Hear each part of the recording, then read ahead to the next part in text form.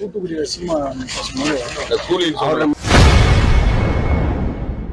முன்னாள் முதல்வர் கலைஞர் கருணாநிதியை சீமான் கூலி என கூறியது குறித்து செய்தியாளர் எழுப்பிய கேள்விக்கு அமைச்சர் சேகர் பாபு பதிலளித்துள்ளார். வேலையே இல்லாத திருப்பி பேசியிருக்காரு. எங்க முதல்வர் சட்டமன்றத்திலே பேசுகின்ற பொழுது ஆணித்தரமாக அடித்து பேசிவிட்டார். என் உயிர் உள்ளவரை பதவி இது எதை பற்றியும் கவலைப்படாமல் அந்த திட்டத்தை தமிழகத்தில் அனுமதிக்க மாட்டேன் என்று சூழ வைத்தார். சட்டமன்றத்திலேயே ஏகமனதாக அதற்குண்டான அனைத்து வடிவங்களையும் கொண்டு வந்தார். அதன் பிறகுதான் இவர்கள் மக்களுடைய எதிர்ப்பையும் முதலமைச்சருடைய அனல் கக்கின்ற பேச்சையும் இனி தாக்கு பிடிக்க முடியாது என்பதால் தான் மத்திய அரசு இவர்கள் சொல்லி அந்த திட்டத்தை வாபஸ் பெறுவது போல் ஒரு மாயஜால வித்தையை காட்டி நாடகமாடி இருக்கின்றார்கள்.